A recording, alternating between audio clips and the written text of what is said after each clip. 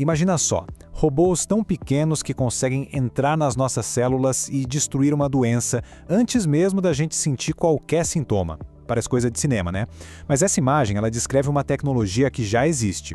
Um robô minúsculo, de verdade, com manhos e dedos, programado para navegar pela corrente sanguínea, achar um invasor e simplesmente neutralizar o problema. Soa como algo saído de um filme de super-herói, não é mesmo? A ideia de ter nanorobôs curando a gente por dentro. Mas olha, não é ficção não. É a ciência transformando o que a gente imaginava em realidade. E isso está acontecendo agora, nesse exato momento, em laboratórios pelo mundo. A realidade de fato está alcançando a ficção bem mais rápido do que a gente pensava. Para entender como uma coisa dessas é possível, a gente precisa falar da base de tudo. Uma técnica revolucionária e que tem um nome bem familiar. É isso mesmo, origami, igualzinho à arte japonesa de dobrar papel. A grande diferença é que aqui, o nosso papel é uma única e longa fita de DNA, que é dobrada várias e várias vezes sobre si mesma até formar uma estrutura tridimensional estável e, o mais importante de tudo, funcional. Agora, tem um ponto aqui que é crucial entender. A gente não está usando o DNA pela informação genética dele, sabe? Pelo código da vida. Não. A gente está usando o DNA como se fosse um material de construção. Pensa nele como pecinhas de Lego, só que numa escala nanométrica. Ele é forte, é flexível e, acima de tudo, ele é programável. Tá, mas como é que se constrói um negócio desses? Bom, o processo é surpreendentemente simples. Primeiro, se pega uma fita bem longa de DNA, que vai servir como o esqueleto, o andaime da coisa. Depois, são adicionadas várias fitas curtinhas, que funcionam como grampos. Cada um desses grampos já sabe exatamente em que ponto do esqueleto ele precisa se prender. E aí a mágica acontece. A estrutura inteira se dobra sozinha, como uma daquelas barracas que se montam num instante, formando exatamente a máquina que os cientistas projetaram. E o que dá para construir com essa técnica? Bom, vamos começar com uma das criações mais impressionantes que a gente tem até hoje, um verdadeiro caçador de vírus. Apresento a vocês o NanoGripper, ou, em bom português, o nanoagarrador. Ele foi desenvolvido lá na Universidade de Illinois e o estudo saiu na prestigiada revista Science Robotics.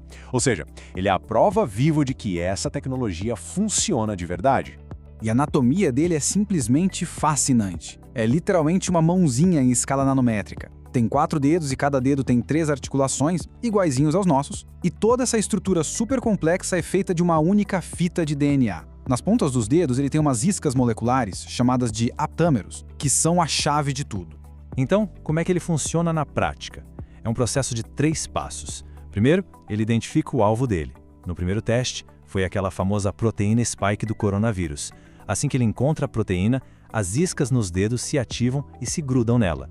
E aí vem a captura. Os dedos se fecham e agarram o vírus. É como se o Gripper estivesse aplicando um golpe de jiu-jitsu no vírus, uma imobilização da qual ele não consegue escapar. O vírus fica ali, preso, totalmente incapaz de infectar novas células. E o mais incrível de tudo é a versatilidade. O vírus da Covid foi só o começo. Se a gente troca a isca molecular que está nos dedos, o mesmo NanoGripper pode ser reprogramado para caçar o HIV, o vírus da gripe, da hepatite. É como trocar a munição de uma arma para atingir alvos diferentes. Mas caçar vírus é só uma parte da história. Vamos avançar um pouco mais e ver como essa tecnologia pode mudar o tratamento de uma das doenças mais desafiadoras que a gente enfrenta hoje. Para isso, a gente precisa entender qual é a próxima geração desses robôs de DNA. Os primeiros são como máquinas simples. Eles veem um alvo e reagem. Mas a segunda categoria, os robôs computacionais, são um salto gigantesco. Eles não só reagem, eles processam informações, como um computador, usando portões lógicos feitos de DNA. Eles podem, por exemplo, avaliar uma situação e decidir qual é a melhor ação a ser tomada. É como se eles tivessem um cérebro e um corpo, ambos feitos de DNA.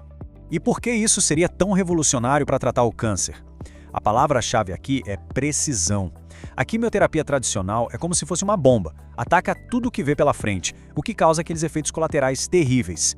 Já os nanorobôs, por outro lado, são como mísseis teleguiados. Eles são programados para achar uma célula doente e entregar a medicação só nela.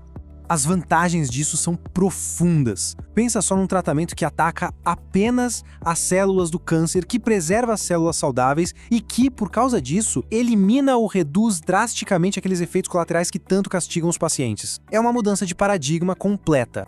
A gente está, sem dúvida nenhuma, testemunhando o começo de uma nova era na medicina. Uma era onde o tratamento pode se tornar algo que acontece de forma invisível e precisa, dentro do nosso próprio corpo. A ficção científica sempre sonhou com isso. Lá em 1966, o filme Viagem Fantástica já mostrava equipes médicas encolhidas. Em 2006, a ciência deu o passo fundamental com a invenção do origami de DNA. E hoje, a gente já tem protótipos funcionando. O grande desafio da próxima década, claro, tornar essas máquinas fortes o suficiente para sobreviver no ambiente super complexo que é o corpo humano. E olha, não é um desafio pequeno. O corpo humano é um lugar caótico. Existem enzimas que podem simplesmente destruir o DNA, tem um sistema imunológico que ataca qualquer coisa que ele ache estranha, e fluidos que podem desestabilizar essas estruturas tão delicadas. Fazer com que esses robôs completem a missão antes de serem destruídos é o grande obstáculo a ser superado agora. Mas mesmo com todos esses desafios, a direção é clara. A gente está caminhando para um futuro onde o tratamento de doenças vai ser feito por máquinas microscópicas e programáveis. Um futuro que faz a gente pensar, talvez a maior revolução da medicina não venha de equipamentos enormes, e sim de heróis invisíveis, trabalhando silenciosamente dentro da gente. A questão não é se isso vai acontecer, mas sim quando a gente vai ver esses médicos invisíveis se tornarem parte do nosso dia a dia.